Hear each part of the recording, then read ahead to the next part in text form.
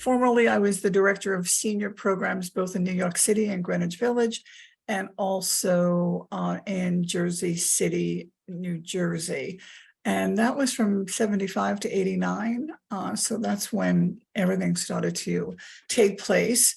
I am the former executive director of SCAN, Senior Citizen Activities Network, which is located in Monmouth County, New Jersey. And SCAN was a non-traditional senior center. We didn't do meals. We were located in a mall, but we did a variety of different programs. And after COVID, we were able to develop a hybrid model because we've reached so many people during COVID virtually that we could not just let them go. So we developed this whole program in regards to bringing all of our services to I call them customers. And we were surprised at how many homebound people and people with disabilities had nowhere else to go. So I think it's the model for the future, and I'm preaching it wherever I go. And last but not least, I'm a management consultant, and I've done lots of trainings at national conferences on aging and in the not-for-profit field. So I come to the table from both sides of the house, both on direct service for aging, but also running the business of aging and not-for-profits.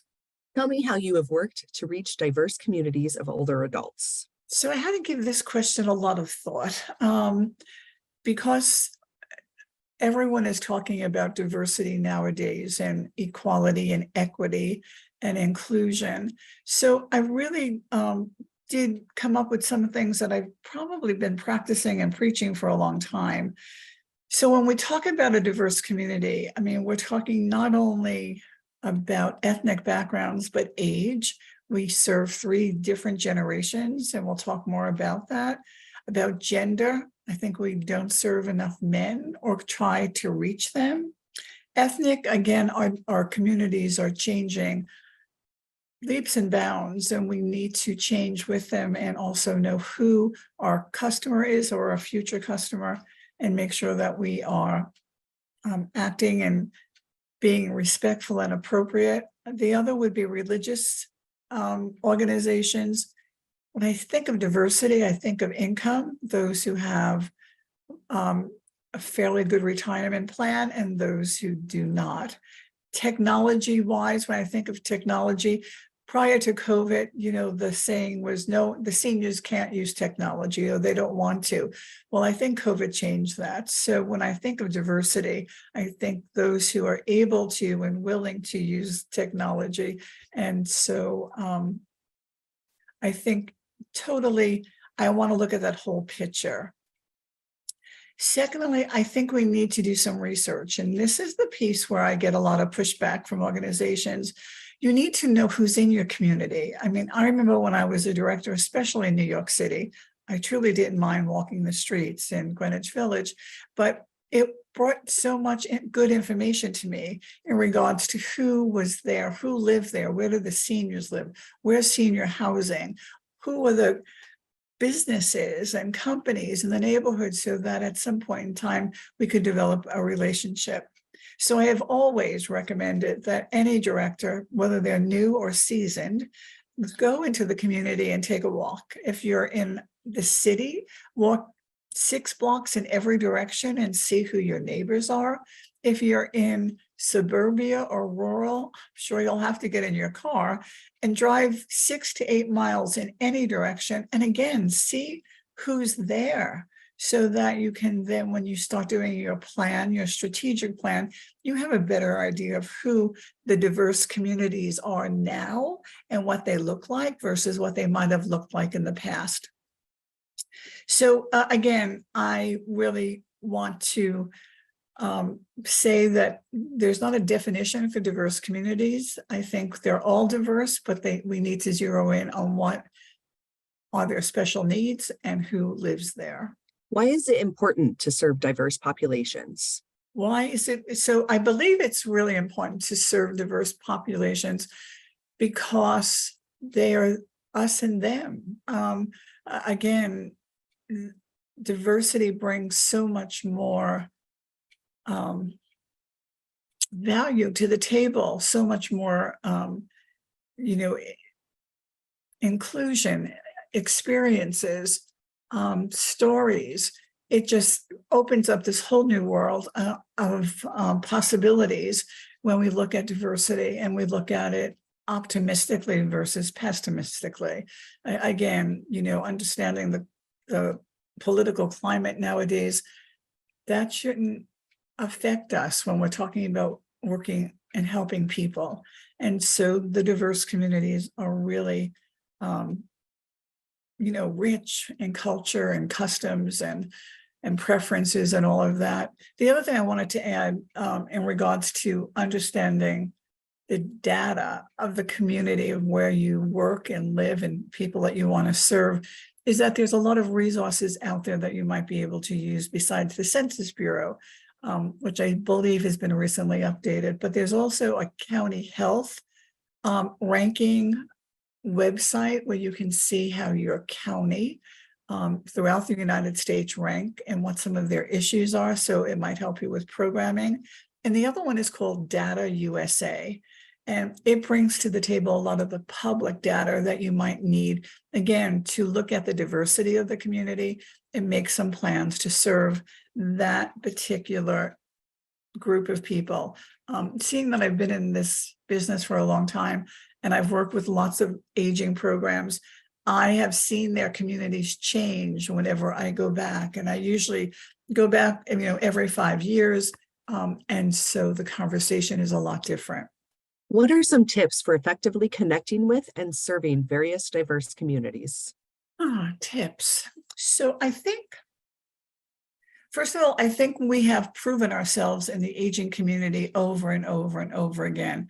I think the aging community was incredibly helpful or forceful when the whole prescription D plan was introduced many years ago and needed to be voted by our Congress. I think COVID was the last piece that has shown our value to the community. I think that all of our programs stepped up to the plate. I mean, in regards to serving their community, no matter how diverse it was. But again, learning of the other diversities in the community because of COVID. So many of our programs did home delivered meals, did grab and go. And I know the statistics for grab and go were incredibly high because the people were feeding the community. I'm only hoping, as far as a tip is concerned, that they were able to capture the names and contact information of all of those people, because again, they could be future clients and or people in need of good information. Some other tips is that I really expect that you all need to have a strategic plan. And please, I know when I say that, people grind their teeth at me and say, Pat, I don't want a 25-page booklet on what I'm supposed to do. You can do a plan in 2 or 3 pages. They could be spreadsheets, but you need a plan so you stay focused, so that you can measure your success. And in your plan, you will absolutely revisit your mission and vision statement. And after COVID, it's probably changed a bit in regards to what you can do, what you want to do, and to whom you would like to provide these services. The next is, again, looking at taking a SWOT analysis so that you understand your strengths and your weaknesses, and who else are you now able to partner with that never, ever knocked on your door before. The other is that once you do your plan, I want you to do the tactical piece of it. So how are you going to carry that out? Who's going to do it? How much money do you need in order to do that? So that when you do your budget, and hopefully going forward, all of your budgets will reflect real numbers of what you need to run our businesses. Historically, we've done more with less. I really want us to do more with more going forward. The other is having a fund development plan, and this is where the community comes in and the coalitions.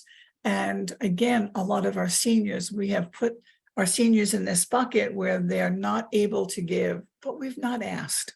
So I do think that you need to have a fundraising plan. And then we always talk about this marketing. I need you to have a plan, but I don't need you to go market your program if you can't serve more people. You can educate your program in regards to who you are and get them good information. But if you can't serve them, I don't want you to open this Pandora's box that they come and they're not served and now they're going away disappointed. Again, I just think that during COVID, we just stepped up to the plate, and I'm hoping that we don't go backwards. I know that all of our funders, eased up on our guidelines and stuff, and it seems like everyone's going back to same old, same old. And I'm hoping that that doesn't happen for a lot of our programs, that they continue to go forth and grow. What is one fun fact about yourself? I'm a world traveler. I've been to the 7 continents in the world. I travel with my daughter mostly. I went to Antarctica last year. That was the 7th continent, met lots of penguins and creatures of the Antarctic. And my 2 favorite locations in my travels was Australia. And the one that I found very interesting was China. Really is very eye-opening in regards to what they do, how they do it, and how they work with their seniors.